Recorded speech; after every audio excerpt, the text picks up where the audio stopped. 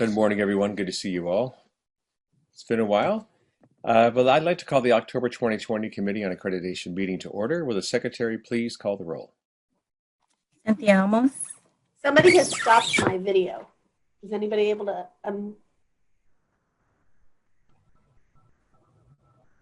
Thank you. Sorry. And now. Cynthia Almos. Domeline Belatayo. Here. Kathy Cretia. Kathy. Katrina Shikowski. Katrina. Who is that, Michelle? Katrina. Okay. Oh, I'm here. Hi. Cheryl Forbes. Here. Bob Frelly. Aye. Mike Present. Hillis. Here. Lynn Larson. Here. Marty Martinez. Here. Anna Moore. Here. Gerard Morrison. Kevin Taylor. Here. We have a quorum. Great. Thank you very much. Well, good morning again, everybody. Good to see everyone. Hope everything has been well for you. Before we get started, let's go through some logistics here. This is a reminder that we are once again conducting this meeting entirely virtually. So just a few reminders. Most staff and members are participating from their own location, and a few may be in the commission office. The Zoom link has been made available to the public. We ask that everyone please check your Zoom identification and make sure it contains your first and last name accurately so we're able to call on you appropriately, and also so that we get all the names accurately recorded in the record. If you need to update your name, click on the three dots in the window with your picture to bring up the rename option. As we did in August, we're using the webinar platform in Zoom as opposed to the meeting platform. When it's time to take up an item, we will need a moment to bring the appropriate attendees into the main meeting room and make sure they can see and hear the committee, and then we can see and hear them as well. Participants will need to turn on their camera and also unmute. Regarding the use of microphones, members of the committee, we're going to mute your microphones to eliminate any background noise that we may get in the way of others hearing what is being said by the speakers. We ask that when you speak, you unmute yourself, but then please, once you are done speaking, go back to being muted. You may use your space bar to temporarily unmute yourself as long as the active window is the Zoom window. Much like an intercom system, you just press the space bar when you are speaking and release it when you are done. Regarding commenting or asking questions, committee members, some of you may be using the video or audio functions, and some of you will be using audio only. If you are using the video and wish to make a comment, please either physically raise your hand on camera or use the raise hand feature in Zoom, which is located at the bottom of the Zoom screen. And just letting you know, I have the full grid views and you're on several pages here. So if I don't get to your hand immediately, I am scrolling back and forth from page to page. So we will be sure we get to everybody. If you are unable to do any of those options, as a last resort, you can also send a message in the chat feature in order to signal that you have a question or a comment. Several of us will be looking for those with comments or questions in the chat and the raised hands, but please make sure we don't miss you if you have something to say. Because we are a public body and must conduct our business in the public forum, we ask that you please do not use the chat feature to make substantive comments or have discussions on any items. Public attendees of this meeting cannot see the chat box, and those who view the video archive of this meeting will not have access to any conversations within the chat. Regarding motions and roll call vote, when you make your motions, please state the motion in full so that there is no question what the motion is. All votes will be conducted via roll call. Just before the vote, we will remind everyone to make sure you are unmuted so that we do not miss anyone's vote. If you are unable to respond via video or audio, you may also make your vote known through the chat function and we'll acknowledge you appropriately. The secretary will have to read your name and your vote when she gets to that part of the roll call vote to make sure it's an official part of the record, and also to make sure the public knows what the vote is. Because this can be a little cumbersome, we'll leave that hopefully as the last option. And regarding public comment, any member of the public wishes to comment on a specific item, please use the raise hand feature at the bottom of your screen during the item. You will be brought into the main meeting room at the appropriate time and asked to state your name and affiliation for the record. If you wish to speak on a specific item, please send a request through the chat feature in Zoom telling us which item, and please send a request to tell me which item you wish to speak to so we can make sure to call on you during the appropriate time, or you can send your comments through the chat mode and we'll read those aloud. Please be sure we have your full name and affiliation and which item, number, and name you are referencing. There is also a time designated for general public comment at the end of this meeting. And I got a little bit distracted because I noticed that Kathy Crecia has joined us. So Kathy, welcome. This meeting is being recorded. After the meeting ends, the archived audio and video will be available via the Commissioner's website. Do committee members have any questions about these protocols?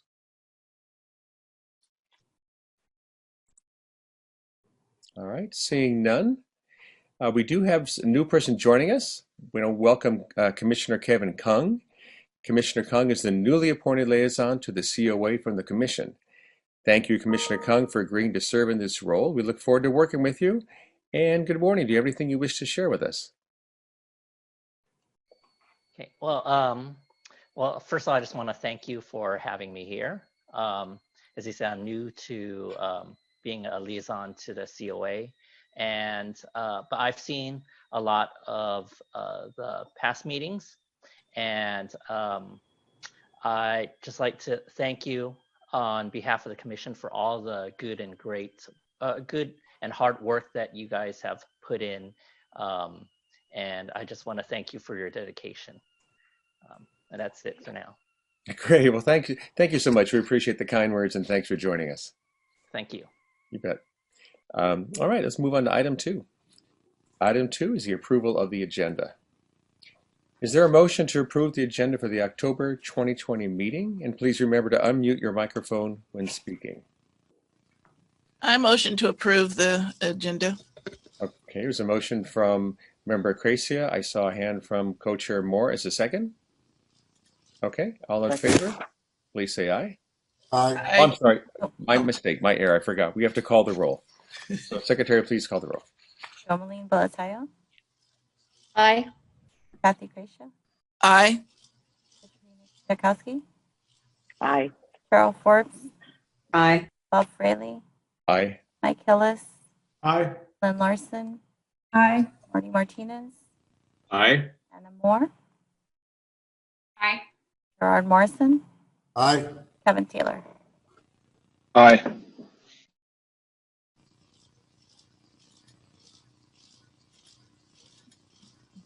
Sounds like motion carries. Great, thank you all. Moving on to item 3. Item 3 is the approval of the minutes of the prior meeting. Is there a motion to approve the minutes of the August 2020 meeting? It would be appropriate for any committee member not in attendance at that meeting to abstain. I move that we approve the minutes of the August COA meeting. Okay, so moved by Member Martinez. Is there a second? Second by Member Larson. Sorry, Member Larson. It might be, as I'm thinking this through, it might be easiest at this point maybe just to raise the hand. And I appreciate everybody jumping in, but I think that we, with 2 talking simultaneously, we can't necessarily hear everybody. So if you raise your hand, I can just simply call on you. That might be the easiest way. But anyways, thank you. It was moved again by Member Martinez, seconded by Member Larson. Any corrections or changes? Okay, we'll now do a roll call vote. Secretary, please call the roll. Romaline Bolatayo, Aye. Kathy Crecia, Aye. Chakowski, Aye. Cheryl Forbes, Aye. Bob Fraley, Aye. Mike Hillis, Aye. Lynn Larson, Aye. Marty Martinez, Aye. I think you Gerard said, Morrison, okay, good. Aye. Kevin Taylor. Aye. All right, motion carries. Thank you. Moving on to item 4. Item 4, the co-chair and member reports. Any members have anything you wish to report?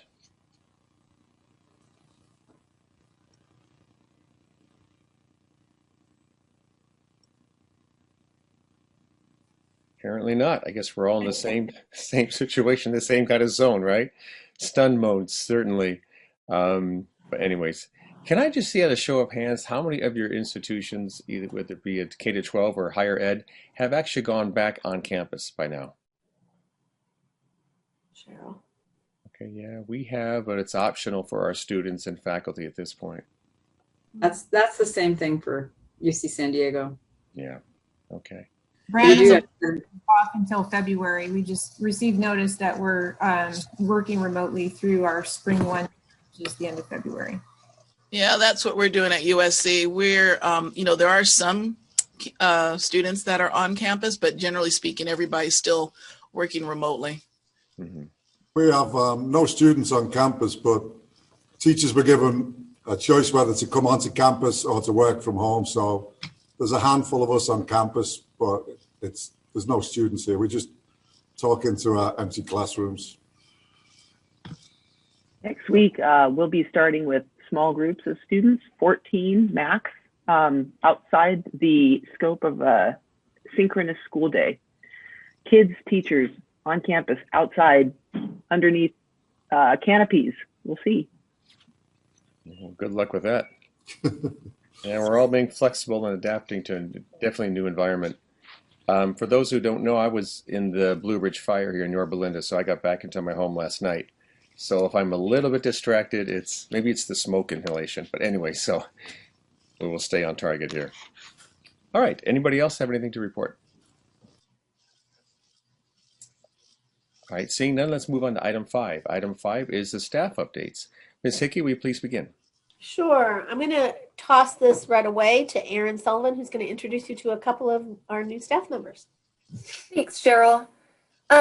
So we have been very fortunate to be able to bring on a couple of new consultants in the last couple of months.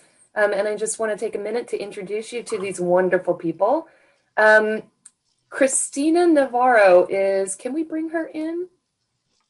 Let's see her. Let's see. We could, but she's not in the meeting yet. Okay. I will start with Michelle Williams-George.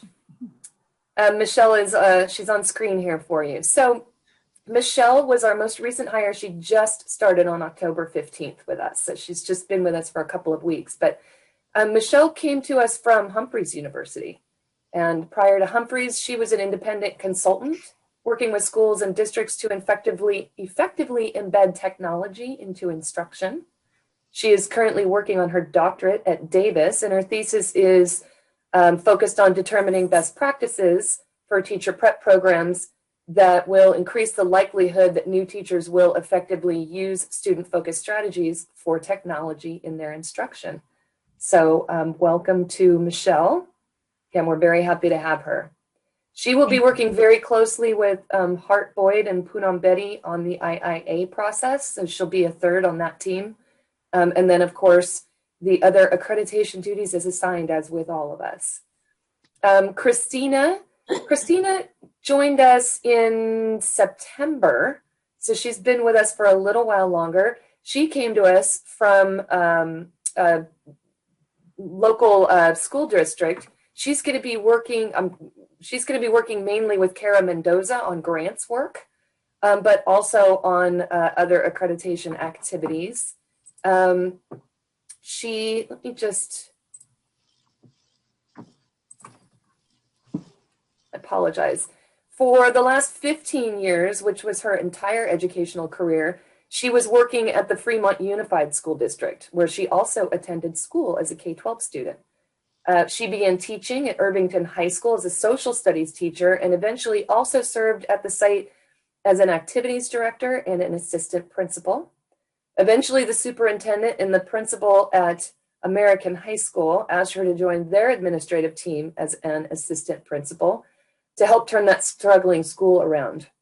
After getting married and starting a family, she decided to step away from the administrative realm, and the superintendent asked her to consider taking over the Fremont Unified Induction Program, which was a role she'd never considered, but said that she came to love very much.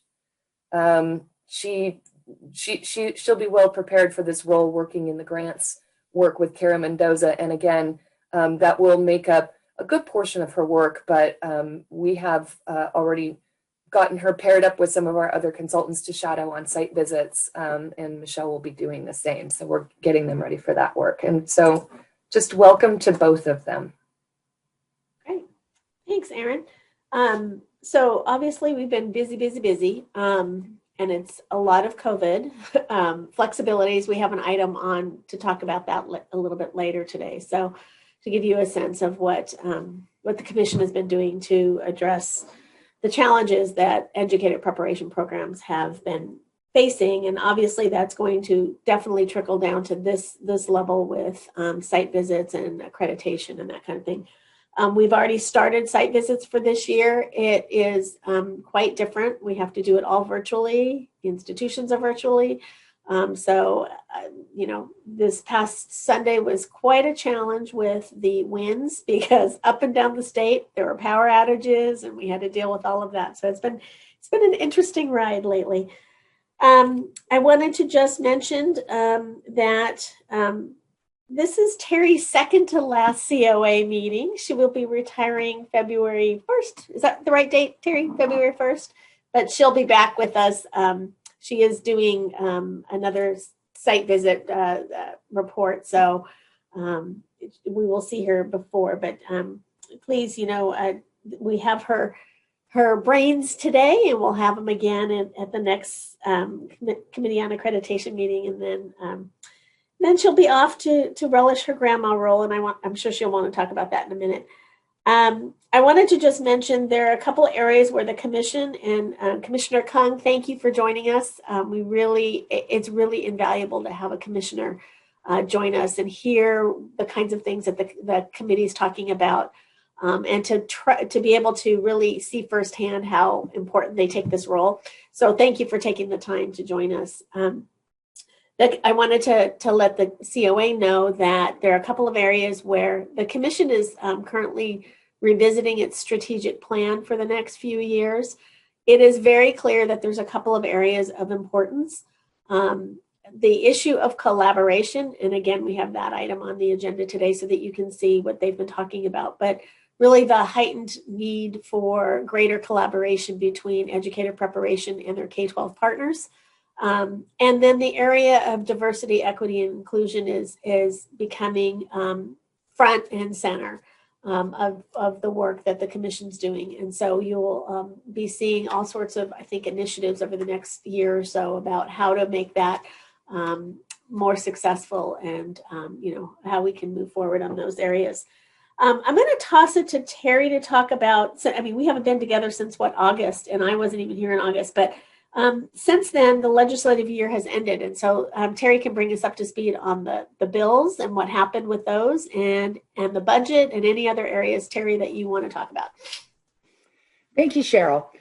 As far as bills in the legislature, so little happened last year that was not COVID. There were a number of key bills, two that the commission was sponsoring, another one the commission had taken a support, if amended, position on. All those bills were stopped. They were all held on the Senate side because there were so few hearings and so little time for the legislature to do its work.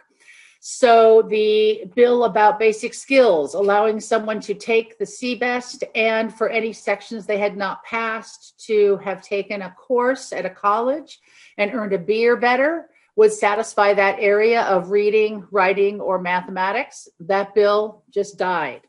The commission sponsored the COLRA bill about subject matter, which would have been a very parallel idea where a candidate could take a course or courses in the content area instead of taking the CSET or instead of completing a commission-approved subject matter program. That bill also died. There was a parallel bill about the RECA that changed a lot over the legislative year. That bill also died. The commission had another bill where it was working to define regional accreditation so that if a candidate graduated from an institution with a bachelor's degree during the candidacy for that institution, that would have counted as regional accreditation. That bill also died. At the December commission meeting, they'll be taking forward some action for the commission to say, yes, we want to move forward with the bills that died last year. We want to reintroduce them. Last year was the second of the 2-year sessions, so bills have to be completely reintroduced as new and start the legislative process again. But I think I can safely say the commission is committed to trying to find appropriate yet flexible ways for people to demonstrate their knowledge and skills, and these ideas I think are going to come back. Last year, early in the year, once the governor's budget came out in January, we were talking about how there was $350 million planned for the commission to be able to allocate in grants for additional classified staff to become teachers, for additional teachers in residencies. None of that money came to the commission. All of that was reallocated and replanned by the May revise. And when the commission's budget was signed in June, luckily, we still had our two new positions in our initial institutional approval area. And that's what has allowed us to hire Michelle Williams-George, and we're still working on hiring the analysts to support that process. So the budget did not end up where it had been originally, and it'll be interesting to see where this coming year's budget.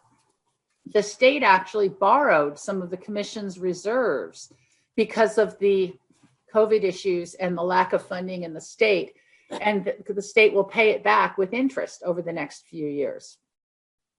That's the budget. That's the legislative update. I want to concur with Cheryl about the strategic plan. I believe there's going to be a pre-day of work on the strategic plan in December. The December commission meeting is the Thursday, Friday, and I think the Wednesday is when the commission is going to be meeting to talk about its strategic plan. So if you're available, you want to join that, you can participate in the conversations to help drive where will the commission be going the next 5 or so years. I will turn this back now to Cheryl. Okay, let's see. Before I turn it completely back, Christina has been able to join us. Oh, good. If you wanted to let her turn her camera on and say hello and just give a welcome to the commissioner, to the members. Thank you so much. I'm sorry about my technical difficulties this morning, everybody. Love the internet sometimes. Good morning. I'm sorry that I missed, I don't know if you introduced who I am and what I've done. Okay. Wonderful. Yeah, I gave them a little background on you. Yeah. Wonderful. Thank you. It's nice to see everybody's faces and put some names to faces this morning. So happy Friday Eve. Thanks. Wonderful. Christina. Thanks, Christina. Thanks, Michelle. We're really excited to have 2 new staff members. It's a little hard to onboard people in this environment, but we're doing the best we can. So they're both really terrific new staff. We're really excited about that. I know that we have just started, or I think yesterday, Erin started the program review process for this year virtually. Erin, do you want to say a little bit about that and how it went? Yeah, I'd love to. So just in terms of, what we're doing in the accreditation system operationally, as Cheryl mentioned, we are in the red cohort year this year for site visits. So we have 34 site visits to conduct this year. And as Cheryl kind of alluded to, she and Teri were both on site visits earlier this week. I did one earlier this month, and Karen Sacramento on our staff also had one this month. So we had 4 site visits for this red cohort year this month. We also had, previous to that, and actually one in October as well, 3 carryover site visits from last year for institutions that that had requested and were granted a delay and a rescheduling of their site visits because of COVID. So we did have those 3 wrapped up as well earlier this year. So that's what's going on for the red cohort, full swing in year 6 for them. The violet cohort is in year 5, which means they submitted all of their program review submissions on October 15th. And program review sessions have kicked off. As Cheryl mentioned, we held the first one on Tuesday. There were 12 programs reviewed across 8 institutions, so that's great.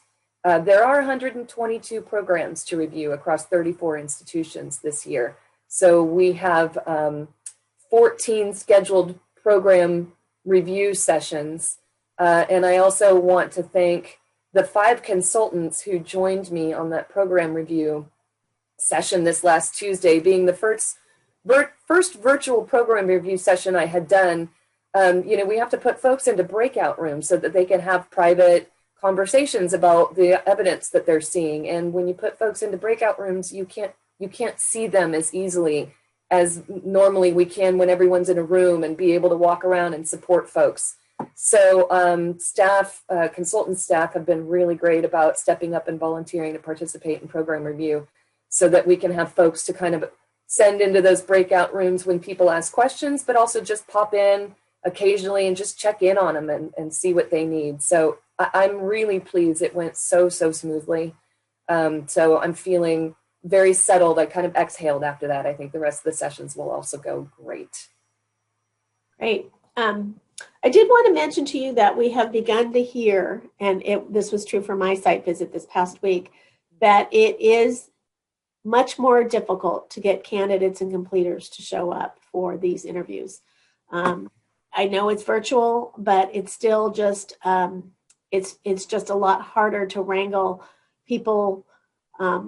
There was some difficulty getting advisory committee members or administrators who were dealing with last minute trouble. So I just wanted to let you know that that's seeming to be an issue, maybe not for every visit, but for a lot of visits so far. I don't know how that will play out the rest of the year, but just so that you are aware, institutions are working really hard to get them to participate, but there's something about this current situation that's making it more difficult. So just so you're aware of that. I think that may be it for now, because I know we're talking collaboration and we're talking about flexibilities later in this item, and those are two meaty items we want to talk about. So I think we're okay, and we have the next item has numerous people that are waiting in the wings to answer questions. So we can, I think, move on. Did I miss anything, Erin? Anything else you wanted to talk about? All right. Oh, no, you know what? Let me just mention this, so I want to throw that out there. We did have the first focus site visit last year. Teri and a great team went to Turlock Unified School District. Little change in terminology to be very, very clear, because focus site visits sometimes can be those revisits in year 7. So we are calling them provisional site visits. So you will hopefully get used to hearing us call them provisional site visits.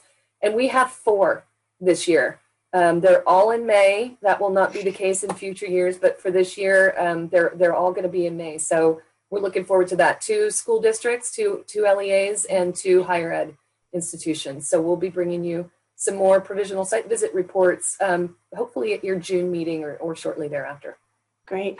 And the only other thing I'd like to say is that, we've spent a lot of time in the last year and a half redoing our BIR training and training new individuals to serve on site visits and on program review.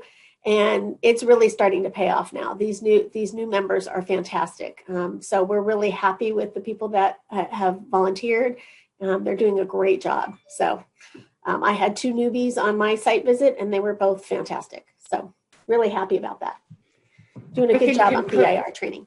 I can also concur with that. My site visit that I was facilitating ended yesterday, and again, had new people on the team who had just been trained, and they were ready. They did thorough jobs, which, it's a challenge through technology because you're spending so much time in the Zoom environment. Mm-hmm. Yeah. So that's it for me. Thank you, everybody. Great information. Thanks, Cheryl. Thanks, Erin, for the report. Welcome, Christina and Michelle. We're glad that you're aboard and you're joining a fantastic team, as you already know. There's no better team that I've ever worked with than the staff there at the CTC, especially the COA. So these guys are phenomenal, and I'm sure you're going to be equally phenomenal. So welcome aboard. And Teri, thank you, and congratulations on your retirement. We're going to miss you. We will lavish over you in January, but it kind of comes as a shock to some of us, but we're going to miss you very greatly. So hopefully we'll be able to have some time to visit with you in more detail in January. Thank you, Teri, so much. All right, moving on to item number 6.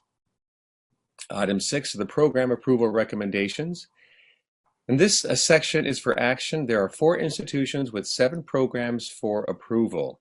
Given the complicated nature of this meeting, I suggest we take these one institution at a time. We'll do the presentation, we'll discuss it, and then we'll vote for each one individually. Now, the first three we're going to take together as they're all from the same institution, and they are the Kings County Office of Education, the Preliminary Education Specialist Mild to Moderate Intern, Preliminary Education Specialist Moderate Severe Intern, and Preliminary Multiple Subject Intern. Joining us today to answer any questions about the proposed programs are representatives from Kings County Office of Education, LaVonne Chastain, Leadership Services Director, Christina Askins, Intern Program Coordinator, Kimberly Burns, New Teacher Induction Consultant, Morgan Tigert, did I pronounce that correctly? Hopefully. Special Education Consultant and New Teacher Induction Consultant, Summer Headley, Training and Development Technician, Joy Santos, Education Services Program Director, and Todd Barlow, Kings County Superintendent of Schools. So a strong representation there. Are there any recusals on this item? All right, seeing none. Would the institutional representatives like to say anything about the proposed program?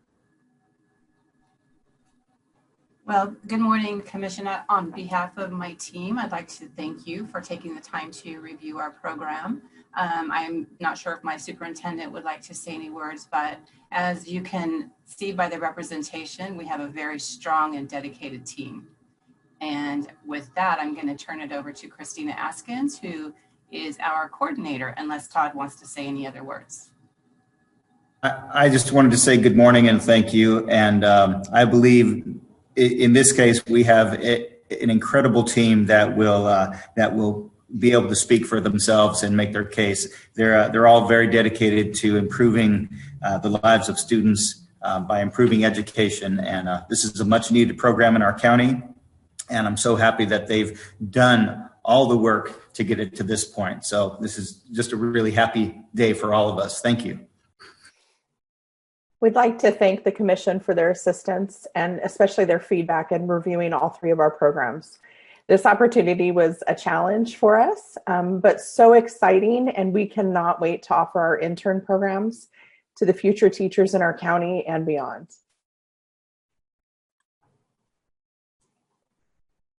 All right, thank you all. Are there any recusals on this item?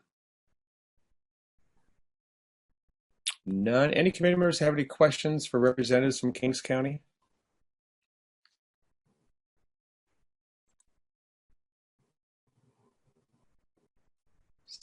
All right, seeing none. Is there a motion to approve Kings County Office of Education's programs? And the motion be raised by hand, that'd be easiest. So moved by Member Tchaikovsky. Is there a second? Second by Member Hillis. Secretary, please call the roll. Romaline Belatayo. Aye. Kathy Kreisha. Aye. Kowski. Aye. Cheryl Forbes. Aye. Bob Frelly. Aye. Mike Hillis. Aye. Lynn Larson. Aye. Marty Martinez. Aye. Anna Moore. Aye. Gerard Morrison. Aye. Kevin Taylor. Aye. Okay, motion carries. Congratulations on some very worthwhile and needed programs. So thank you again for joining us. We know it's early and you made a really strong showing. Definitely a show of support for what you have in the Thank you so much. Yeah, Thank you. absolutely. Really Thank you for appreciate joining us. And Congratulations. Can I make one last comment on, we've had so much support from the Commission on writing these programs. There's too many people to name, I think, but I would like to call out Miranda. She is amazing. She has helped us every single step of the way. So I just want to give her a little shout out for that. Yep. Miranda is amazing. She is. Yeah, thank you for the acknowledgement from Miranda. Yeah, we know she's amazing. Glad that you guys know it as well. So Thank you so much, everyone. absolutely. Thank you for joining us again. Congratulations. All right, moving on now. The next proposal is from the Los Angeles Unified School District for a preliminary administrative services program. Joining us to answer any questions you may have about the proposed program are Dr. Delia Estrada, Administrative Coordinator and Human Resources Division, and Dr. Marco Nava, Administrator of the Induction and Credentialing. Are there any recusals?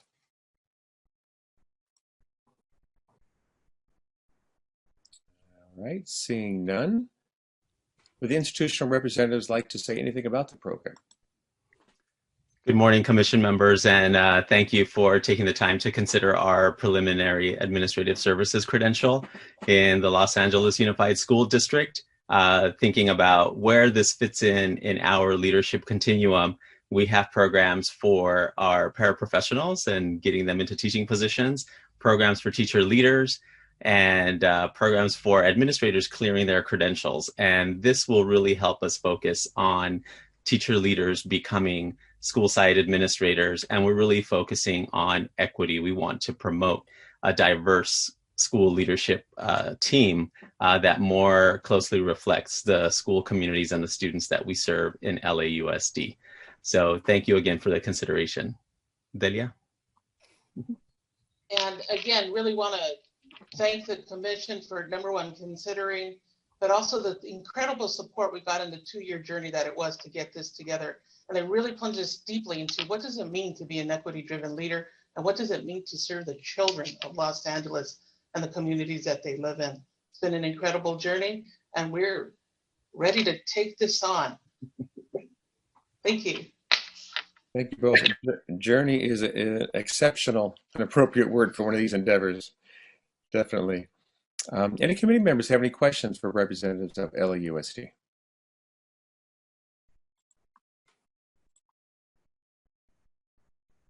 Scrolling through my screen, I don't see any. So is there a motion by a committee member? And actually, I should have to state the motion is to, and I saw Member Larson, would you like to state the motion so we have it for the record? I move to support the approval of the preliminary administrative services credential from the Los Angeles Unified School District. Great, thank you. So moved. Is there a second? Second by Member Forbes. Will the secretary please call the roll? Jomeline Valatayo. Aye. Kathy Creasio. Aye.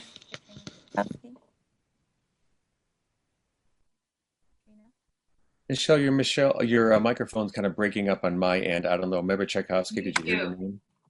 I haven't been able to hear. Cheryl Forbes. Aye. Bob Frelly. Aye. Mike Hillis. Aye.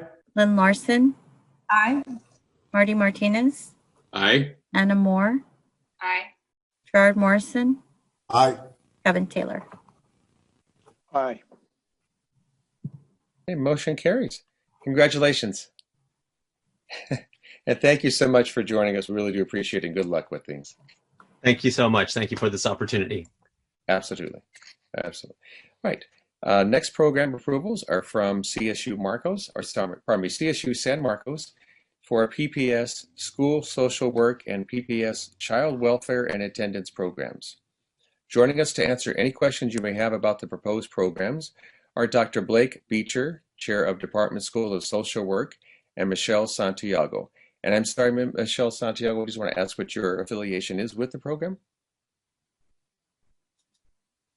Well, hopefully when it's approved, the PPS coordinator.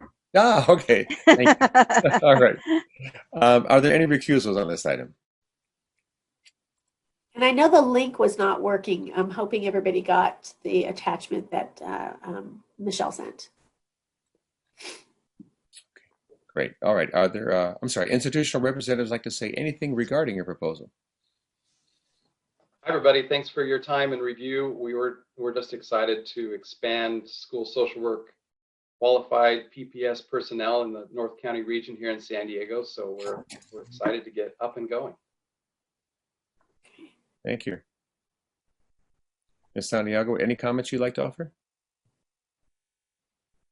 I just wanted to thank you for the opportunity, and we're really excited, as Dr. Beecher said, to expand the program into this area. It's a great need to have mental health services and support for our students. Thank you. All right, thank you.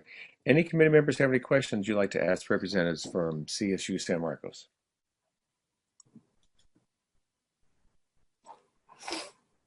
Okay, seeing none. Will the secretary, I'm sorry, a motion first. Is there a motion?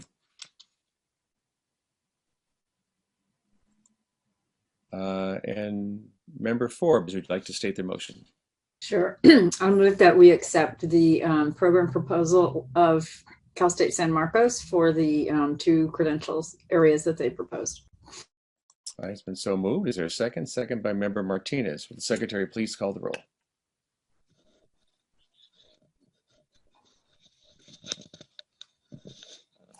Joe Malin-Belatayo. Sorry. Aye. Kathy Creasha. Aye. Katrina Chakowski. He had to step out. Okay. Cheryl Forbes. Aye. Bob Frelly. Aye. Mike Hillis. Aye. Lynn Larson. Aye. Marty Martinez. Aye. Anna Moore. Aye. Gerard Morrison. Aye. Kevin Taylor. Aye. All right, thank you. So even without the vote from Member Tchaikovsky, the motion does carry. So congratulations, CSU San Marcos. So now it's official, Ms. Santiago. Thank you so much. Absolutely. Thank you again Have for a great joining. day. Thank you. Congratulations, you too. And the final proposal is from St. Mary's College of California, adding an intern pathway to an existing Pupil Personnel Services school counseling program. Joining us to answer any questions you may have about the proposed program is Dr. Suzy Thomas, Program Director, and Dr. Carol Gittens, Dean of the Kalmanovitz, or is it Kalmanovitz? Kalmanovitz? You're doing a wonderful job. Kalmanovitz School of Education here at St. Mary's Kalmanovitz, thank you. Kalmanovitz School of Education. I know how important it is to get those names correctly. So Kalmanovitz School of Education. Are there any recusals on this item? May I say something after you're done? Sure, sure. So I just wanted to remind you that you had one of these like this at the last meeting with the PPS intern piece. It's not like it's not like teaching interns. So it's a different animal. The only requirement, it basically allows them to go ahead and practice and get employment, but there's no new programmatic pieces to it. So that's why you don't have a whole description of the program. It basically says that they must be have completed a sufficient part of the program in order to become an intern, to be employed. So that's why there's not, like all the other ones where there's a whole link to a description of the program. So it's already an approved program. They're just adding the intern piece so that candidates can be employed. Okay, great. Thanks for the clarification, Cheryl. Are there any recusals on this item? Okay, seeing none, would the institutional representative like to say anything about the program? Well, good morning, everyone. On behalf of St. Mary's College of California, we just are very grateful to the Commission for considering this request on behalf of our institution. And I will turn it over to Dr. Thomas, who is a professor in that program and the director for this wonderful program. Thank you. Thank you. I just really want to appreciate our dean being here with us today. Really, thank you, Carol, for your support. And I wanted to thank Cheryl and Michelle for the correspondence that we've had and for the time that you took with this. I also really appreciate the Commission's support for PPS programs during COVID. Just wanted to send a shout out since I'm in the room with you. I think I sent in the clarifying language that you needed, so I don't have anything to add other than thank you, because this is something we've been wanting to do for a while and we're excited to be able to offer it as an option to our school counseling students. Okay, great. Thank you both. Any committee members have any questions for the representatives of St. Mary's College?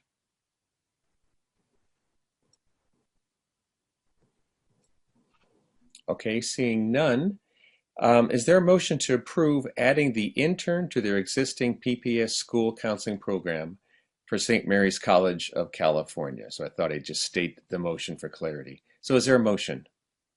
A motion by Member Taylor. Is there a second? And I think I saw the other screen. Second by Member Belatayo. Will the Secretary please call the roll? Joe Malin-Belatayo. Aye. Kathy Creasha. Aye. Katrina Chakowski. Cheryl Forbes. Cheryl. Aye. Bob Frelly. Aye. Mike Hillis. Aye. Lynn Larson. Aye. Marty Martinez. Aye. Anna Moore. Aye. Gerard Morrison. Aye. Kevin Taylor. Aye. All right, motion carries. So congratulations, Dr. Gittens and Dr. Thomas. Thank you again. Thank you, everyone. I hope you're all taking good care, and thanks for the work you're doing for California in this unusual time. Thank you both. And a special shout out to your awesome backgrounds. We have school spirit. Yes. Those Can't are be a great. campus. So these are images of our beautiful campus. So Oh my all gosh, right. it's gorgeous. Thanks, everyone. Take good care. Thank you again. Congratulations. All right, let's see. Next is item 7. Item 7 is a report of program status changes. This item is divided into 2 parts. Part 1 includes items for action by the COA, which include requests to withdraw, requests to reactivate inactive programs, and or requests to add a new content area to an existing program. Part 2 provides information on programs that have transitioned to revised program standards and programs that have elected to change to inactive status. These items are for notification only and require no action by the COA. Part 1, Sections A, B, and C.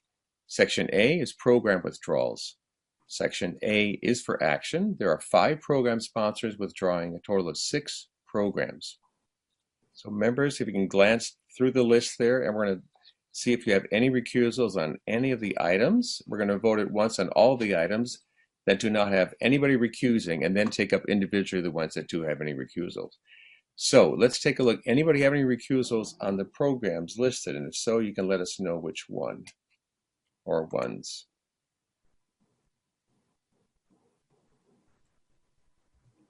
It looks like there aren't any recusals. Okay, so we could take them all in its entirety. It's Bard College, preliminary single subject, English, mathematics, science, social science, effective December 31st, 2020. California State University Stanislaus, education specialist, added authorization, autism spectrum disorder, effective November 29th, 2020. Notre Dame de Namur University, education specialist, added authorization, autism spectrum disorder, effective January 1st, 2021. San Francisco State University, preliminary single subject, home economics with intern, effective October 29th, 2020. Teacher induction, effective October 29th, 2020. And Touro University, education specialist, added authorization, autism spectrum disorder, effective October 29th, 2020. So without any recusals, we'll go ahead and do a vote on all of them. But first, we'll ask if there's a motion to accept all those items stated within Section A of Part 1. Cheryl, is that sufficient to state it that way? Okay. I'm sorry. Once again, is there a motion? Motion by Member Taylor. Is there a second? Second by Member Martinez. Will the Secretary please call the roll? Jomali Militayo. Aye. Kathy Creasha. Aye. Katrina Chakowski. Cheryl Forbes. Aye. Bob Frelly. Aye. Mike Hillis. Aye. Lynn Larson. Aye. Marty Martinez. Aye. Anna Moore. Aye. Gerard Morrison. Aye. Kevin Taylor. Aye. All right, thank you. Motion carries. Moving on to Section B, program requesting reactivation. There is one program requesting reactivation at this time. As a reminder, this item was recently added on October 26th as an agenda insert. Joining us today are institutional representatives, Dr. Francisca Miranda, Associate Dean of Student Affairs, and Dr. Marco Bravo, Associate Dean. They are here for any questions you may have regarding their program. And their program is Santa Clara University Clear Administrative Services, effective 29/2020. Any committee members have any questions? We also have Gay Roby, who's the consultant in the admin field, here to answer questions as well. Oh, thank you, Ms. Roby, for joining us. Any questions at all? Well, we can have a minute or two. If Ms. Roby, you wish to offer any comments, or the institutional representatives wish to offer any comments? Not required, just offering. I would like to mention that they have done a stellar job in really examining what has happened in the field, and especially in this program, in the time that they have been inactive, and have done the proper adjustments to make sure that they are aligned to the program standards and are ready to go and serve their candidates. Good morning. Good morning. I'd like to also profusely thank Gay Robbie for assisting us and supporting our journey to reactivate our program. To the commission, thank you for taking the opportunity to review our program. You have made our students tremendously happy because they've been requesting for this program for quite some time now. They certainly would like to clear their credential through Santa Clara University. So again, thank you very much for the opportunity to approve this reactivation. Great, thank you. Your comments. Cheryl, is this a motion we need to vote upon? Yes. Can I jump in real quick? I apologize. Dr. Marco Bravo wasn't previously able to join us, and we were just able to bring him into the meeting. So I don't know, Chair Frelly, if you want to. Sure. Let him say something. Yeah, Dr. Bravo, thank you for joining us. Any comments you wish to make? No, just I think I echo Dr. Miranda's comments and thank the committee for their review and their time today. Great, thank you so much. So this is going to be an action item, and is there a motion first?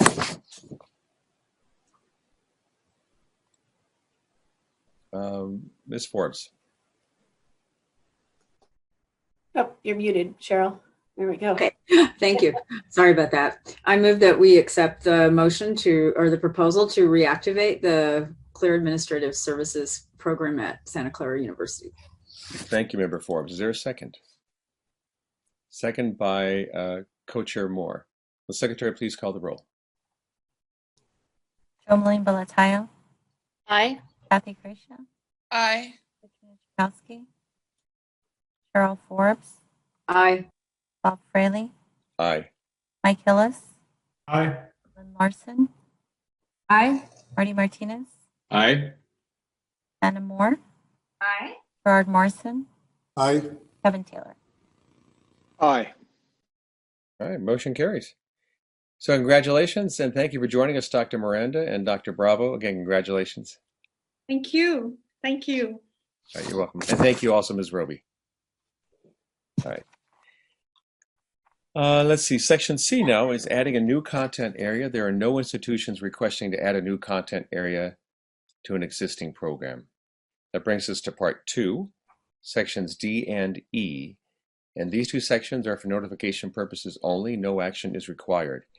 For Section D, programs transitioning, there are no programs requesting to transition at this time. Section E, programs moving to inactive status. The section is for notification only and no action is required. There are 3 program sponsors moving 4 programs to inactive status. La Sierra University, Preliminary Administrative Services, effective October 29, 2020. San Francisco State University, Specialist Teaching, Reading and Literacy Leadership Specialist, effective October 29, 2020. And Specialist Teaching, Reading and Literacy Added Authorization, effective October 29, 2020. And then Tustin Unified School District, Teacher Induction, effective October 29, 2020. So again, that was for information notification purposes only. All right, brings us up to item 8.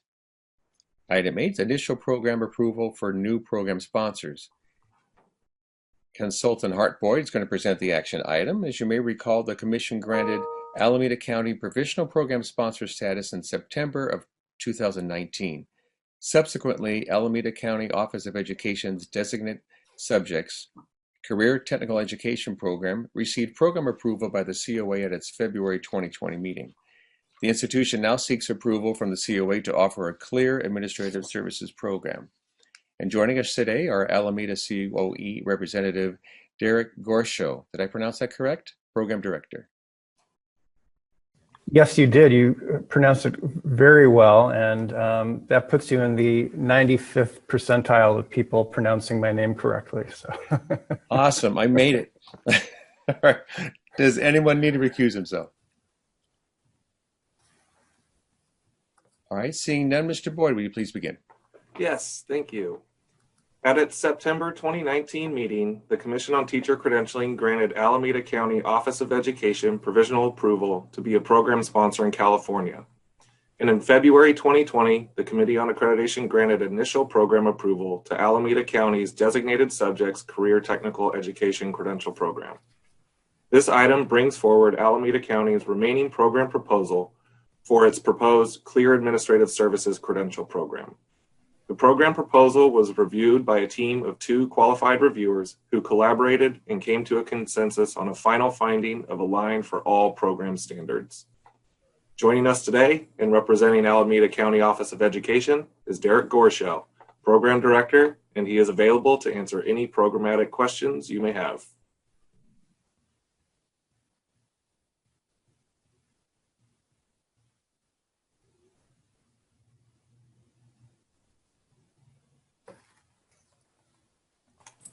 I think you're on mute, Bob.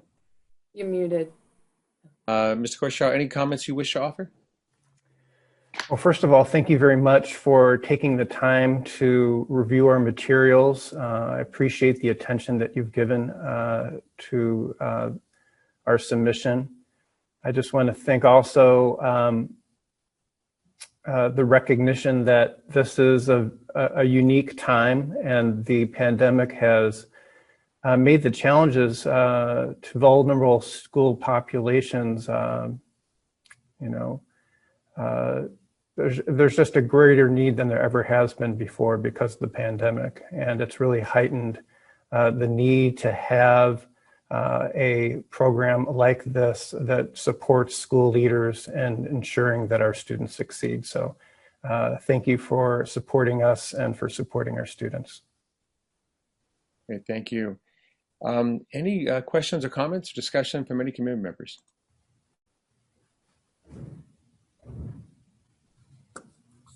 All right, seeing none. Is there a motion from a committee member?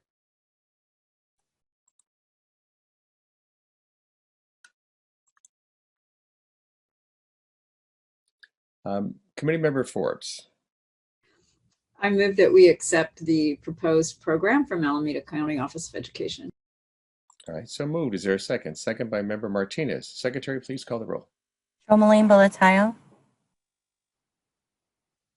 Aye. Kathy Crisha. Kathy. Cheryl Forbes. Aye. Bob Frelly. Aye. Mike Hillis. Aye. Lynn Larson. Aye. Marty Martinez. Aye. Anna Moore. Aye. Gerard Morrison. Aye. Kevin Taylor. Aye. Chatsky.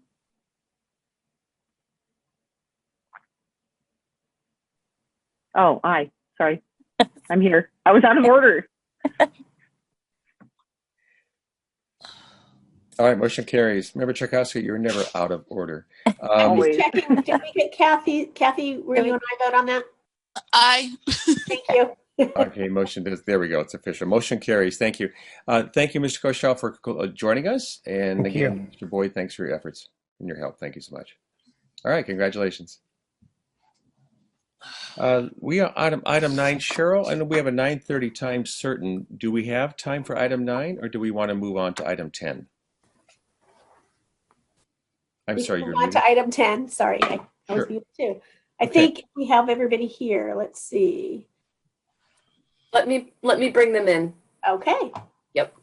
Okay, so committee members, we're going to skip item 9 for now. We'll come back to that later. We're going to move on to item 10. And that's the report of the accreditation team to Hayward Unified School District. Consultant Hart Boyd will introduce the item. We'll see if we have everybody online joining us. Everybody. We all here? Mm-hmm. Okay, great. Joining them today is team lead Debbie Parker and institutional representatives Phoebe Williams, induction coordinator and teacher on special assignment, and Joel Tebbs, induction program and teacher on special assignment. Does anyone need to recuse himself? All right, seeing none, Mr. Boyd, would you please begin? Yes, thank you. Hayward Unified School District site visit took place from September 28th through the 29th. Due to the COVID-19 pandemic, the site visit was postponed from its originally scheduled dates of March 23rd through the 25th, and the visit was conducted virtually rather than in person. A total of 97 interviews were conducted with various stakeholders, and with the exception of it being postponed and being held over technology, the site visit proceeded in accordance with normal accreditation protocols. The team at Hayward USD was great to work with, and they were all extremely thorough and thoughtful in their preparation for the visit. Joining us today and representing Hayward USD are Phoebe Williams, Induction Coordinator and Teacher on Special Assignment, and Joel Tebbs, Induction Program TOSA. Also joining us today is Debbie Parker, Administrator of Professional Development and Instructional Services at the Tulare City School District. Debbie served as team lead and was fantastic to work with, and she was an extremely well-prepared and knowledgeable leader throughout the process. I would also like to thank each of the members of our site visit team for contributing their time and expertise to this visit. The team worked diligently in preparation for the visit and worked extremely hard during the visit. Finally, I would like to express my deep gratitude for everyone on the district side and each member of the site visit team for their flexibility in rescheduling the visit. I'll now stop and turn it over to Debbie, who will present the findings and the accreditation recommendation. Good morning. I'd like to also acknowledge and thank my team, Deborah Hart and Carrie Morgan, as well as Hart for their participation throughout this process. They did a tremendous amount of work to prepare for the visit. They were flexible in rescheduling when we had to change the visit to the fall. And they were very professional throughout the process. It was really a pleasure to review Hayward Unified School District Induction Program. We appreciated as a team that they were well prepared for us, and everything went very smoothly in terms of setting up the interviews and having people there on time and ready for those interviews. The team conducted a thorough review, obtained sufficient and consistent information, and based upon the determination that all preconditions, common standards, and program standards were met, the team unanimously recommends accreditation. I'd like to take an opportunity to highlight some of the information that was shared in the interviews from the stakeholders that we were able to learn about the program from. It was clear from our interviews that the induction program is a part of the district, not an entity unto itself. The administrators confirmed the program is seen as a valuable component of recruitment, growth, and retention of quality teachers to meet the district's expectations while allowing them to set professional goals and align their needs identified in the CSCP. Candidates expressed that they did not go through the process alone, one stating that she would talk with her mentor about her strengths related to the CSCP, that they had a symbiotic relationship, like a ball of yarn that the mentor was helping her to straighten out. In Common Standard 1, we found that there was an allocation of resources to support the induction team. It was a priority in the district, and appropriate authority was given to the program coordinator to implement the program.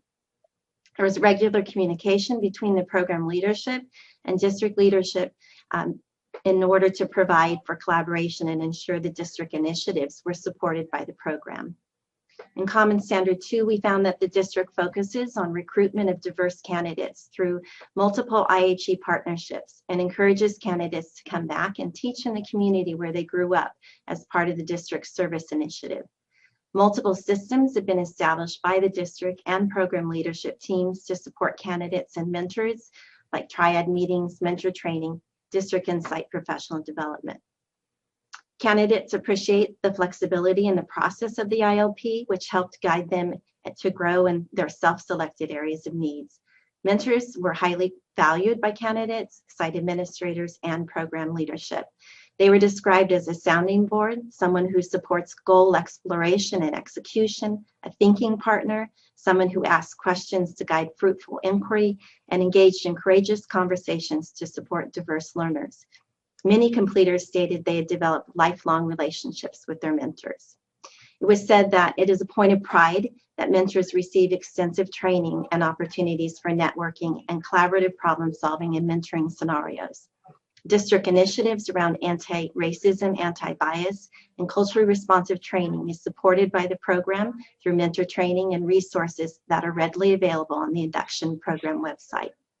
In Standard 4, we found program participants stated that they provide feedback on all induction activities, and the program regularly makes adjustments based on their recommendations. Mentors commented that their feedback was valued and suggestions were implemented. And advisory members were also actively involved in the decision-making process and regularly analyzed data to make recommendations for improvement. One stated, "What data do we not look at?" In Common Standard 5, completers described the program as a lifesaver. Induction was also described as a pillar, and one candidate stated he stayed because of the support provided. The program supported growth in working with diverse learners through workshops on equity, differentiation, and focused students during the inquiry process. Site administrators also stated the induction program allowed them to develop relationships with their teachers and support them in meeting their goals. I'd also like to acknowledge and recognize the ongoing support the induction program provided during the shelter in place. One mentor shared that they made tons of adjustments when they went into shelter in place. They had to change the way they helped their candidates and went through different online platforms together. And mentors appreciated the program's flexibility in adjusting the induction program to the new demands of distance learning, including providing extensive resources on the program website. As I said, it was a pleasure to review this program, as always, as a professional induction leader, I appreciate being able to see what other programs are doing and to learn also from the things that they're doing to support their teachers. Are there any questions? Thank you, Ms. Parker. Seeing no question for Team Lead, thank you again for your thorough report, Ms. Parker. We want to invite the institutional representatives to briefly comment about the visit. We remind you we do not have time to dispute the team report, but rather provide any thoughts that you may have regarding the visit itself. Hi, I just wanted to thank both Hart and Debbie for how smooth everything went, and Hart for his support over the past year and a half or so as we went through this, and being flexible with us about the rescheduling of the visit, because we know everything was kind of thrown up in the air. But it was really nice to hear the feedback from candidates and mentors and other stakeholders that we didn't necessarily hear one-on-one. So knowing that we are supporting people the way we're trying to, it was really nice to hear. If you can imagine preparing for 2 or 3 years for a car race, and you pull your car up to the starting line and you're ready to go, the engine's revving and you have everything in place, your whole team is in place, and then suddenly at the last second, they tell you the race isn't happening and you're just going to have to wait and do it in the future. Well, that's what it was like for us in the spring. We had prepared years, keeping track of our records and talking about the preconditions and program standards and common standards all the time. And then 2 weeks before our site visit, we're told it's not going to happen, and we're going to have to do it at a later date. So we were very happy to have Hart and the whole team there to help us make that adjustment and to work with us to make those adjustments. We're very proud of our program. We try to run our program with a lot of integrity, and I hope that Debbie and Hart and their whole team got to see that integrity when they came to visit us. So thank you all very much for having us here today. Great, thank you both. Any questions, comments from committee members? Member Martinez. Yeah, I just wanted to, no questions. I just really want to comment. One thing that struck me as I reviewed your notes, I'm a former induction coordinator or director for Sac County Office of Ed. I really just appreciate the personal attention and customer service that was apparent through, when I say customer service to the candidates is what I mean.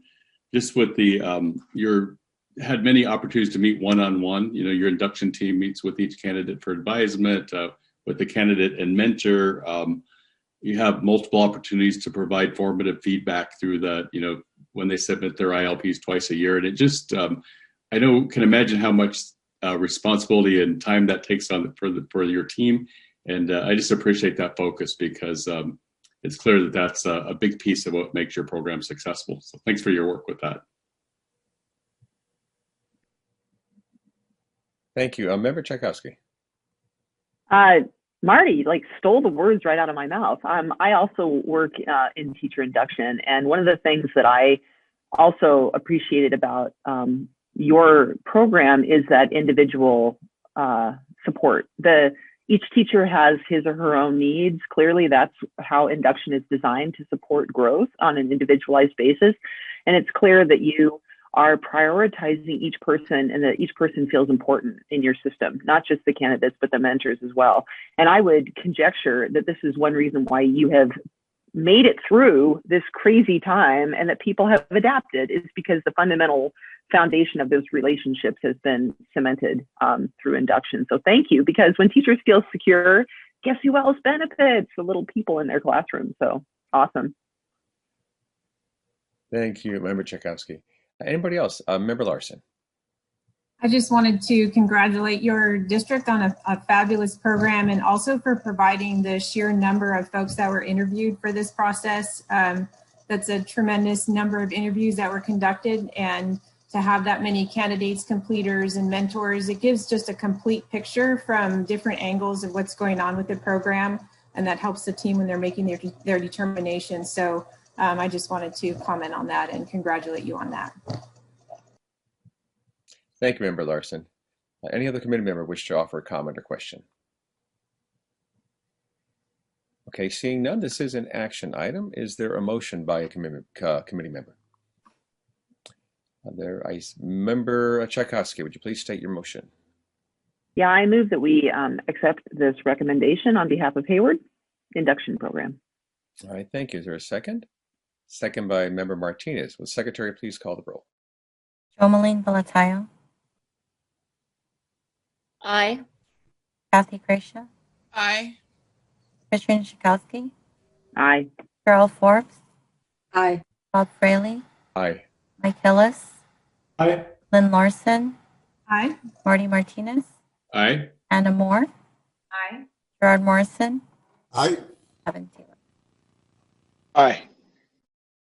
Motion carries. Congratulations. And thank you, Ms. Parker, for your work. Thank you also, Ms. Williams and Mr. Tebbs, for joining us. And thank you, Mr. Boyd, as well. Great. Thank you all. Have a great day. Thank you. Cheryl, should we go back to item 9? All right, item 9 is discussion of institutions not in compliance with accreditation timelines. Analyst Michelle Bernardo will present the action item. Does anyone need to recuse themselves? I don't think so at this point. So Ms. Bernardo, will you please begin? So for this item 9 is the notification for institutions not in compliance with. Michelle, you're going in and out a little bit. Can you hear me? There we go. Okay? That better? I think so. This item 9 is a notification for late documents, specifically for common standards, submission of preconditions, submission of program review, documentation, accreditation fees, submission for data for annual accreditation data system. Just to give you a follow-up for preconditions, all preconditions were submitted. Currently, staff is working with institutions to receive their final feedback and revisions for preconditions. For the annual data submission, we have one institution, Grossmont Union High School District, that has not submitted their reports. And I believe Teri is working on getting a hold of them currently to get that submitted. And included in this item, we added in the plan to transition for preliminary education specialist credential programs. These were due October 1st. Originally, the plans were due June 1st of this year, but the deadline was extended due to, everything that's going on right now with the pandemic. Additionally, plans to transition for all early childhood special education added authorization programs were also due on October 1st.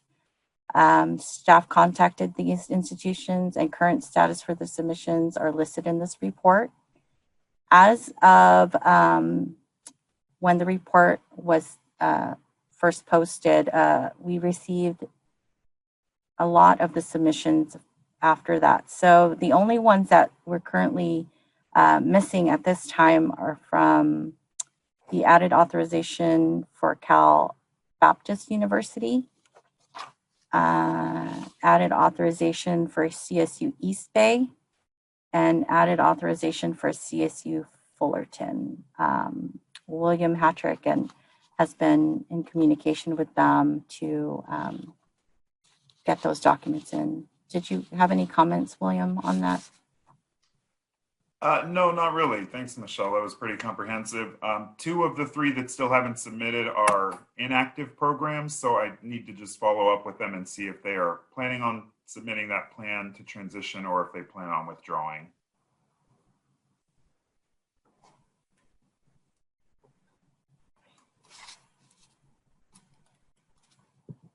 And I think that's all. We're just following up right now with those institutions that that are missing those documents. Okay, thanks, Michelle. Thanks, William. This is an information item. It could be an action item. It's not required unless any member of the COA would like to propose taking an action item on this. Is there any member of the COA that would like to make a motion or take action on this at all?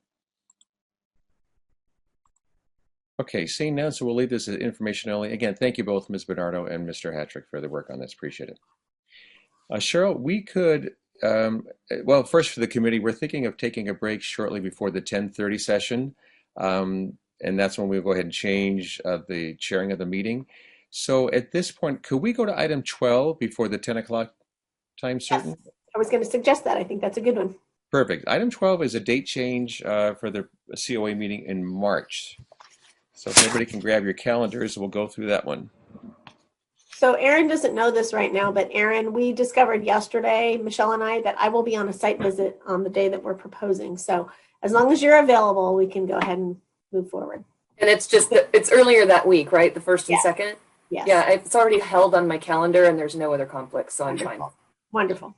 Okay, so looking at it, looks like it was originally looking at the 4th and 5th. Was that Thursday and Friday of March? So, yes. And so what are the new proposed dates?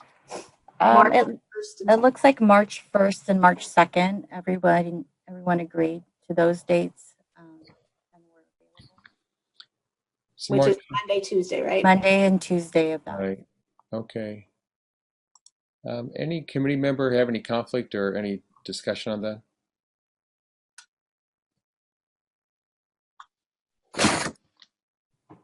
Member Morrison, you have a conflict on that one? No, I just, a question, if it goes to a one-day meeting, as we often do, which day will it be? Just so I can figure that out. I think we could ask you which day you would prefer because it could be either one for us. So.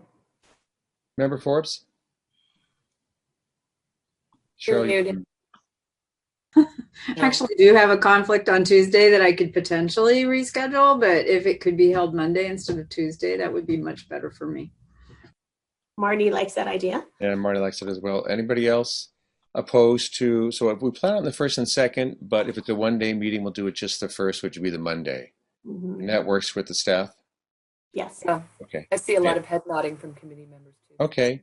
Do we need to do a formal vote for this? Yes, please. Just, okay, let's do a vote on this. So again, the proposal is to change the date of the meeting from the 4th and the 5th of March to March 1st and 2nd, acknowledging that if it's a one-day meeting, it will only be on Monday, March 1st.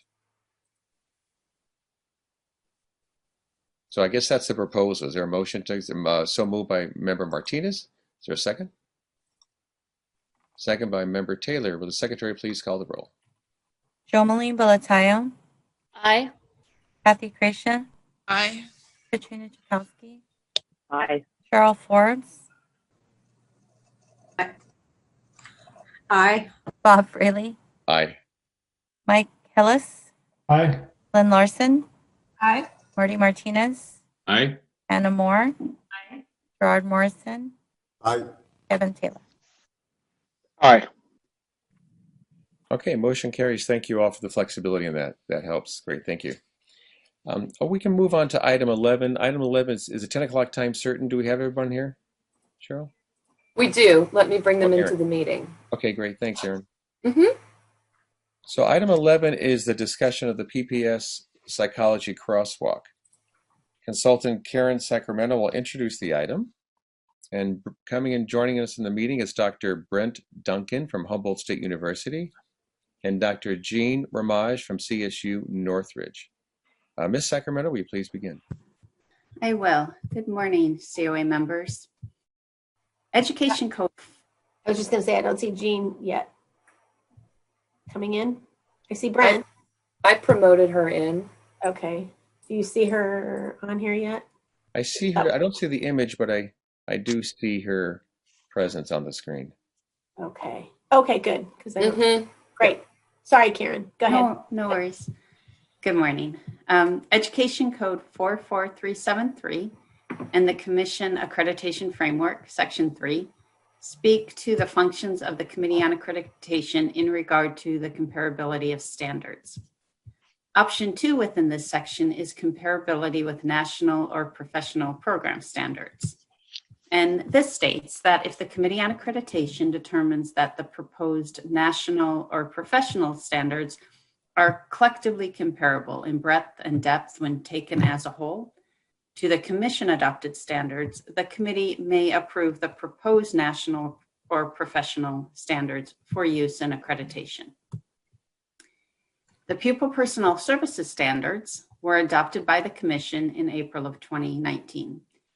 And during the revision and work group process for these standards, the expert work group members directly and intentionally aligned the newly crafted California standards and performance expectations with the guidelines and principles of affiliated national professional standards that so many California PPS institutions operate under, and which are considered both benchmarks and exemplars in pupil personnel services programs.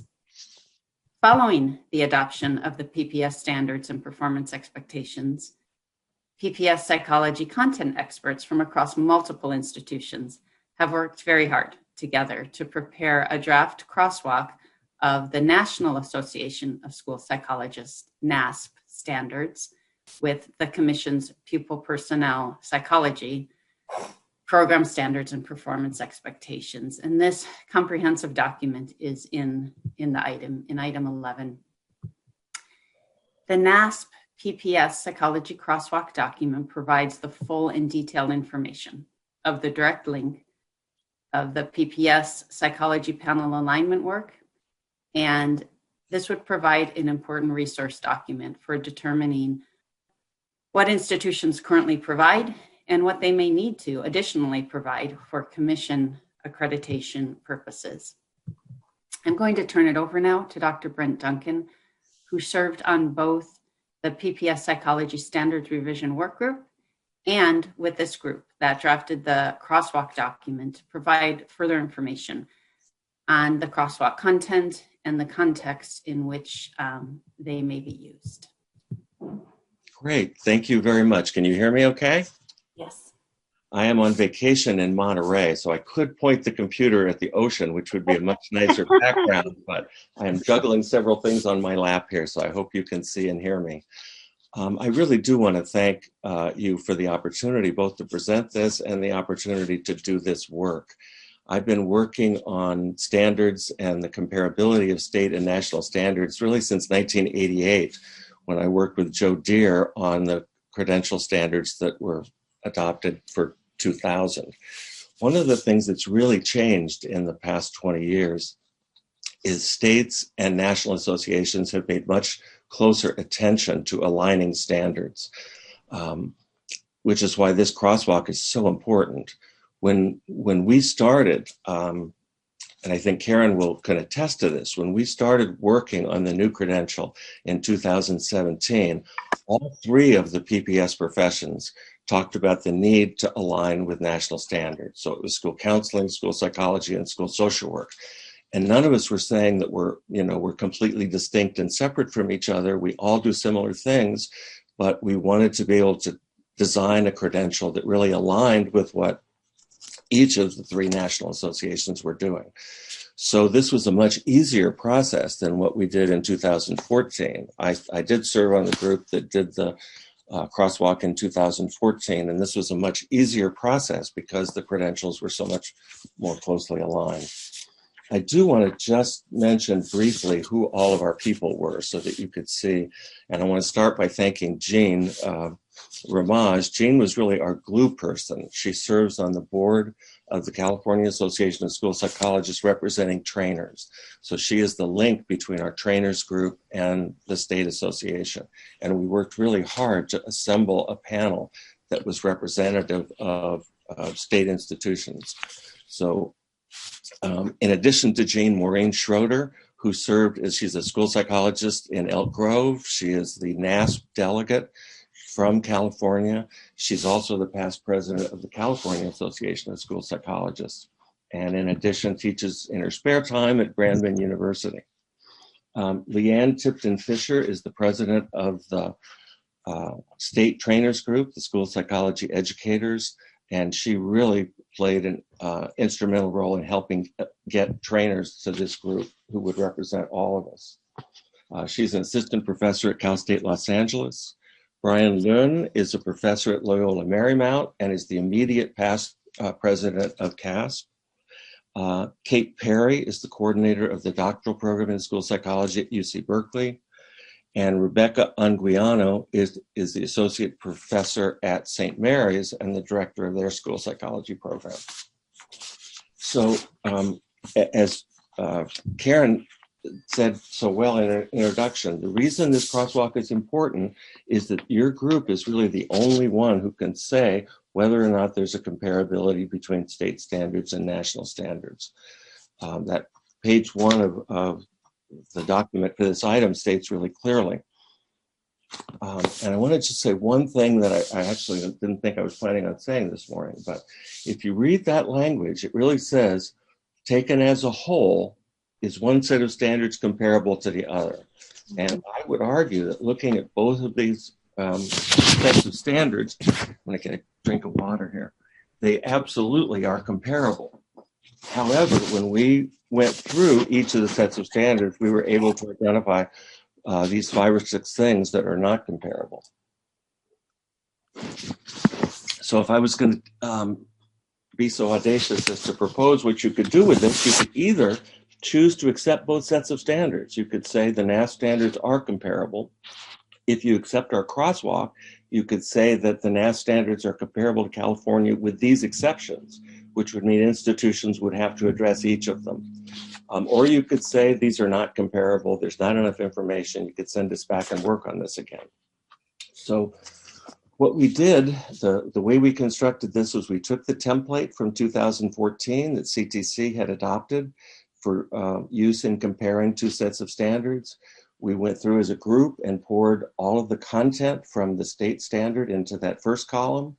And then we divided up and each of us took different sections to go through the new national standards. Now, the national standards we used were not adopted until 2020. And so we didn't have access to these. NASP was pretty good about keeping their standards to themselves until they actually were approved and released.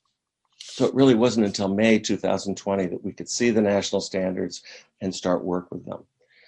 But what we did, because Maureen and I were on the group that wrote the California standards, we took the preconditions and the program standards, and then the other 5 people each took 2 of the performance expectation areas.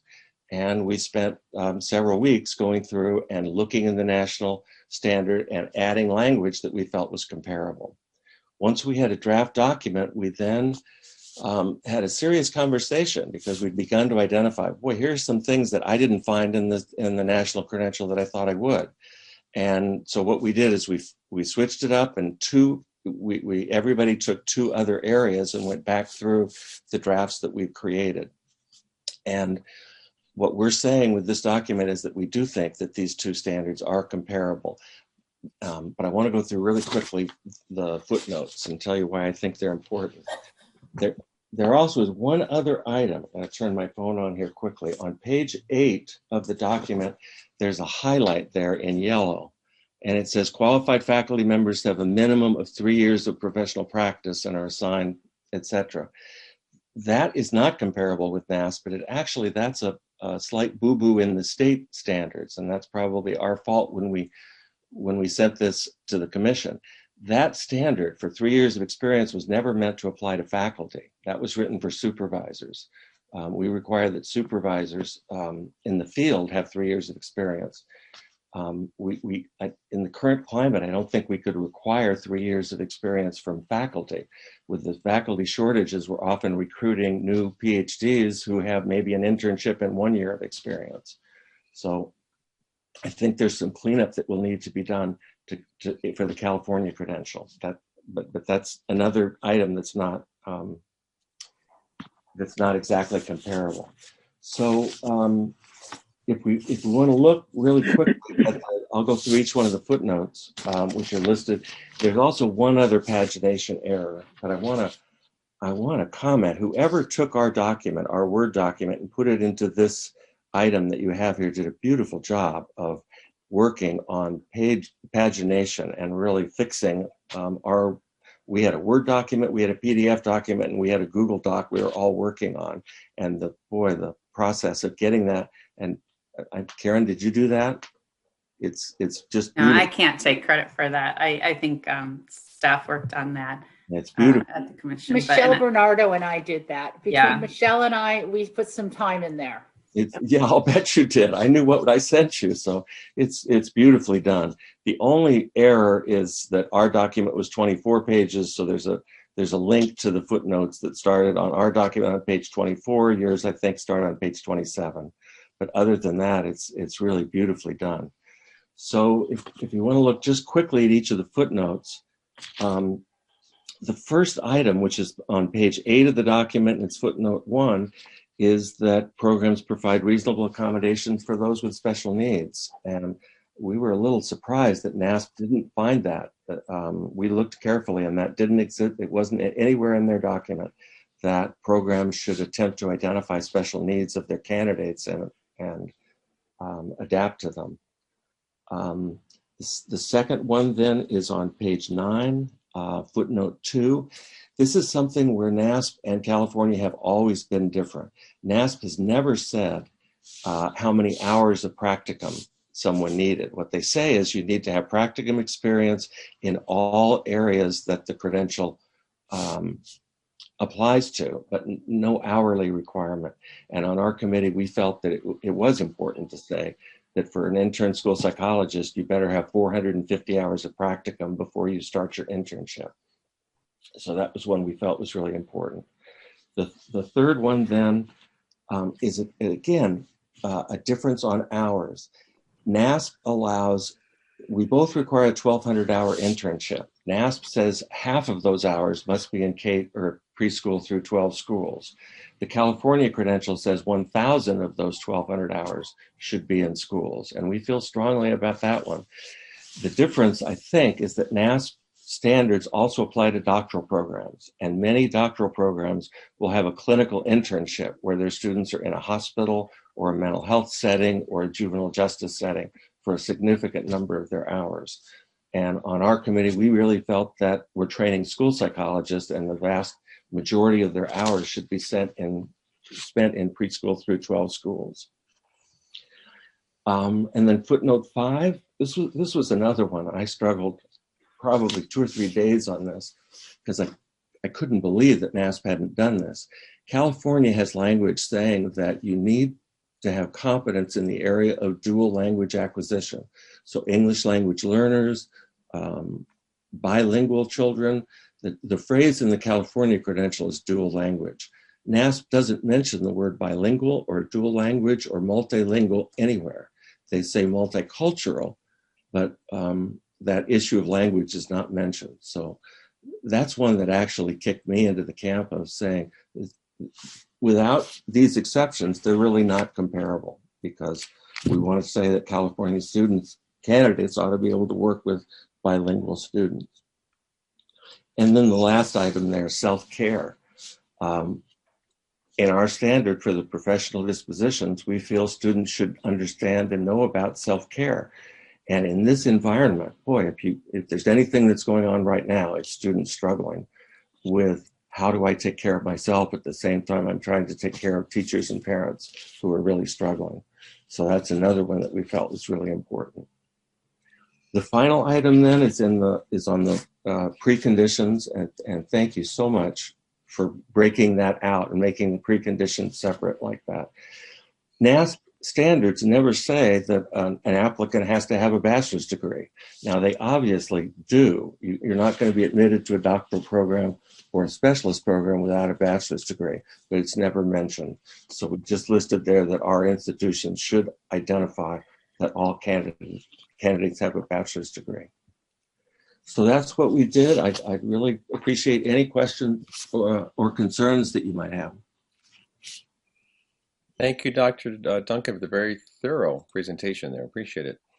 Any committee member have any comments or questions you wish to make? Member Tchaikovsky. Yeah, thank you. This is a field that goes outside of my expertise. So I guess I'm just curious about your comments regarding the lack of specificity on number of years of practice that faculty members should have in order to meet the California standards. Because it seems like in many other fields of credentialing, experience of the faculty is in fact explicitly stated and expected. So I don't know if that's a question of cleaning up the standards or if that's a more fundamental question about how it is that we ensure that people have access to adequately trained staff, not least people who work in the field. I think in light of the Commission's emphasis on partnerships between IHEs and LEAs, that might be worth talking about. I don't know, maybe not here. I'll just comment on that briefly. Thank you for that note. Certainly, like in the induction standards, we say mentors, that there's a requirement of 3 years of experience, of effective teaching experience. And I think the distinction here, and Dr. Duncan can speak to it as well, but it's between field supervisors and them having required experience, which would be akin to those that provide support, versus the faculty or the adjunct faculty that this requirement was put with. So Brent, did you want to say anything more? Well, I mean, I would agree with you that we need the most experienced faculty members and supervisors we can find. I'm an emeritus faculty at Humboldt, and when we replaced my position, there was only one applicant that would have had 3 years of actual experience postdoctorate. Most of the applicant and the best applicant only had 1 year of practice postdoctorate. So I think the problem really is the shortage. We need to be able to have faculty members who are experienced. But when we wrote that standard, it was meant to apply that we shouldn't be putting candidates out with field supervisors who are not experienced in the settings that they're working in. And I saw Teri's hand. I would add that the Commission standards have always allowed a university to hire the faculty that they feel is appropriate. And that means sometimes you have a first-year faculty member on your staff teaching, and that person might be providing supervision in the field. Right. The Commission standards have often defined the district-based supervisor, what those requirements are, but have much less frequently defined what the requirements are for a programmatic or a university-based faculty member or supervisor. So if that has been done incorrectly, that would be something that has to go back to the Commission for amendment. And we would talk about that separately and try to move that forward soon. Okay, thanks, Teri. Any other committee member have any comments or questions?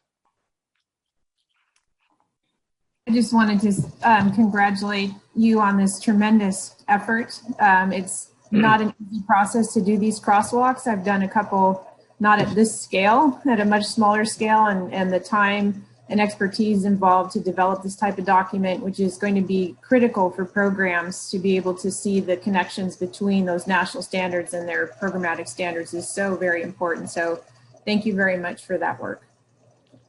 Thank you, Member Larson. Member Martinez, I thought I saw your hand. You did. Thank you. I just wanted to thank the team. First of all, just for the very thorough report. You know, as somebody inexperienced in this area, it was very easy to follow as I read through the documents a few days ago and kind of come to a pre-conclusion. And then Karen and Brent, thank you just for your thorough overview of it. I felt like it just really gave us a good understanding, and I appreciate the time and just the effort and the professionalism. Thank you. Great. Thank you, Member Martinez. Member Forbes. I also wanted to acknowledge the hard work that I know went into this, and especially appreciate your emphasis on preparing professionals to work with dual language learners, and that you called them dual language learners, because I think it's very important, that shift that, you know, has occurred earlier in early childhood education, but that, you know, I think we can start to embrace maybe in a wider fashion. I'm part of a panel at CTC that's working on revising the bilingual authorization standards. And so we've talked often about how nice it would be to connect across all of the different kinds of credential area offerings. And so this is very timely and very appreciated by the field and by me. Say something. Okay, thank you, Member Forbes. Yes, Dr. Ramaj. I just want to say the school psychology educators of California took on the issue of dual language about 3 years ago, and there's a wonderful set of articles in Contemporary School Psychology. If it would be of assistance, it's the background of the dual language movement and drawing upon a lot of the work that's been done in early childhood. So we're very supportive. Great. And it was a position paper that was passed by the California Association of School Psychologists. Thank you, Dr. Ramaj. Any chance you can put that into the chat, the link for that? Yes. Great, and then we'll have that for all of our use. Thank you. Any other committee member wish to make a comment or have a question? Okay, this is listed as an information. Member Morrison has his hand up. Oh, I'm sorry, Member Morrison. I put my head down. Go ahead. Hi, again, I'm very impressed with the report. Thank you. I have a clarifying question. At the start, I thought you were saying that you did think that there is compatibility here, and it would be in order to say that the standards meet. But when you put the footnotes up with those things that you thought were lacking, so I just want to clarify, do you think that those things that you had to footnote and call out disqualify it as being accepted, or do you think that's something that just can be, I don't know, administratively fixed or what? Terrific. If I could respond to that.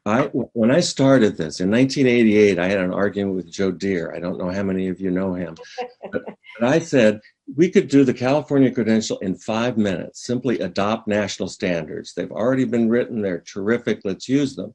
And Joe always said, California is different. You've got to look at the needs of California.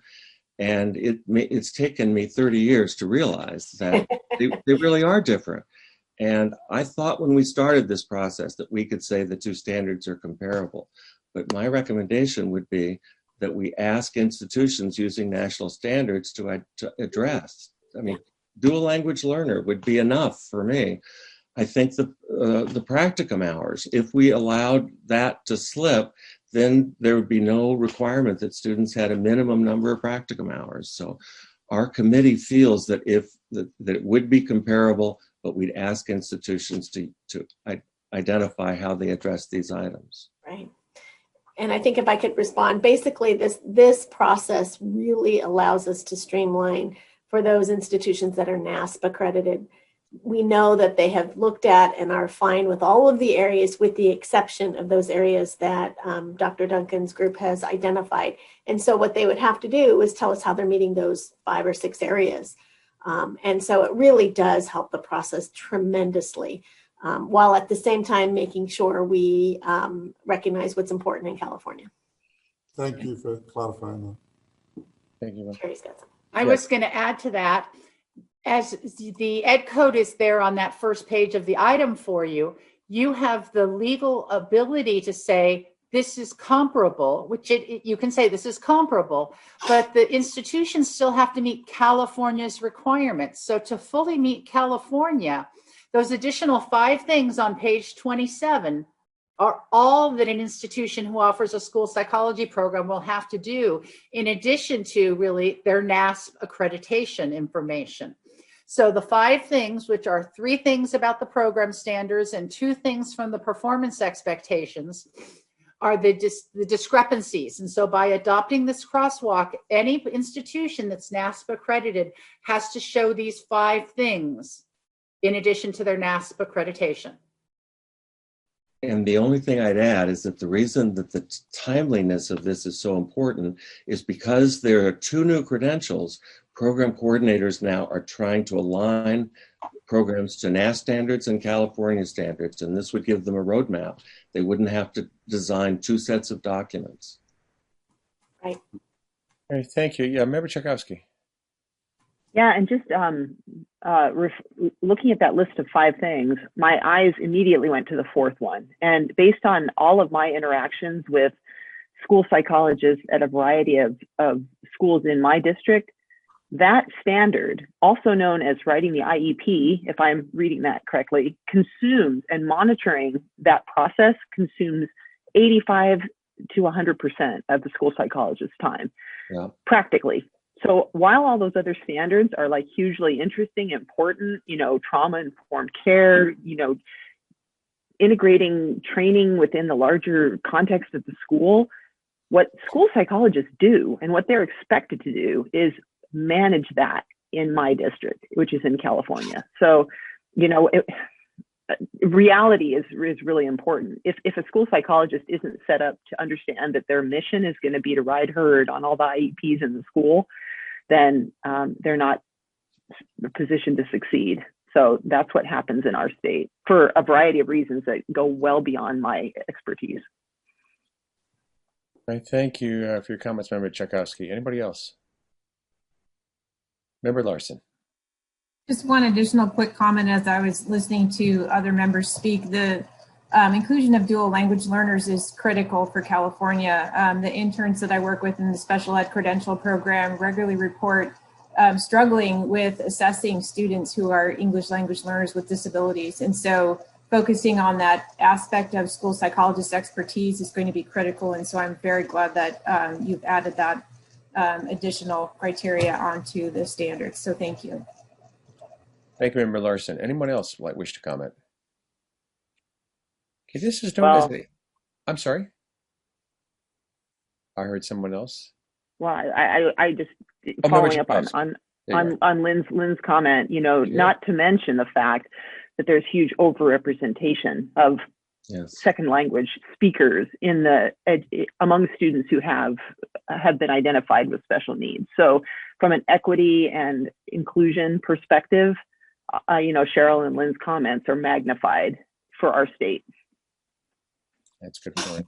Just to add a comment on that, we are so fortunate to have the program at San Diego State, which I really think is the best dual language program in the country. And the work that has come out of San Diego State is just remarkable. If I could just speak to that, I started the program at San Diego State many years ago, and we were learners. And I would say where the state is right now is that we really need to look at a B-clad kind of credential for, especially in school psychology. Right now, they take the B-clad, but it's made for teachers.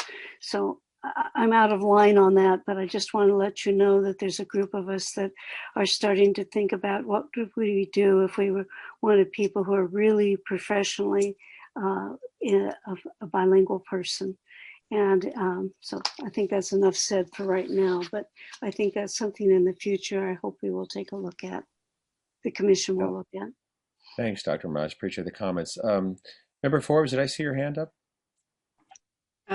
Probably just appreciating the remarks. And shout out. Your last remark Dr. Ramaj was very much in line with what I think we've been talking about in the bilingual work group that's been convened by the commission. So just appreciating that. Okay, thanks, Cheryl. Okay, again, any other comments? This is listed as information or an action item. So if we want, we can go ahead and approve the crosswalk for use within the accreditation process, or we can accept it as an information item only. So what do y'all think? I think to acknowledge the work that's been done, I feel like an action item is appropriate. Right. Yeah, the information item was if you had some concerns about it, but it sounds like everybody's very supportive. So it'd be good to adopt. Okay, so at that point, is there a motion from any committee member? Member Larson, if you could please state your motion. I move that we accept the crosswalk as proposed between the national standards and the state standards. And accept it to use within our accreditation cycle? Yes. Process? Okay, thank you. And I'm sorry, Member Taylor? Yeah, sorry, could I clarify, when you say that, Lynn, are you including the exceptions? So they would have to address the 5 exceptions that it's stated? Yes, thank you for that clarification. Cheryl, is that clear enough? Yes. Okay. And then is there a second? Member Martinez, I saw your hand first. So it's been moved and seconded. Will the secretary please call the roll? Romaline Bolatayo. Aye. Kathy Gracia. Aye. Katrina Chakowski. Aye. Cheryl Forbes. Aye. Bob Frelly. Aye. Mike Hillis. Aye. Lynn Larson. Aye. Marty Martinez. Aye. Anna Moore. Aye. Gerard Morrison. Aye. Kevin Taylor. Aye. Great. Well, this is wonderful. Congratulations. And the amount of work that you put into is just phenomenal. And it just speaks to your devotion to the students of California and the programs and everybody engaged in providing the best possible opportunity for every student in every setting. And both of your work, Dr. Duncan and Dr. Ramaj, you have a long history of work within the state that's well known, and it's certainly nice to have your expertise brought to the table here to help us with this type of document that I think will serve us very well in years moving forward. So thank you so very much. Thank you so much. Thank you. I think I just want to add that thanks to both of them as well and their team. But I think what we'll do is we'll definitely post the crosswalk on our website under the national and professional standards. We may also want to talk internally about doing a program sponsor alert to let the institutions know that this crosswalk has been adopted. Okay, that sounds good. Thank you, Cheryl. And also thank you, Ms. Sacramento. Appreciate it. Thank you, Karen. So we are up at a break time at this point, and it would be good to go ahead and take a break. We have a couple of time certains coming up. We know we have a 10:30, and then I think from that point all the way up to item 19 are time certains. So a break would be appropriate. Co-Chair Moore, you'll be taking the gavel after the break. What would you like? 10 minutes? Would that be sufficient? That would put us at around 10:33, so not too far off from 10:30. Sounds good. Okay, great. Thank you all, and we'll see you in 10 minutes. Thank you.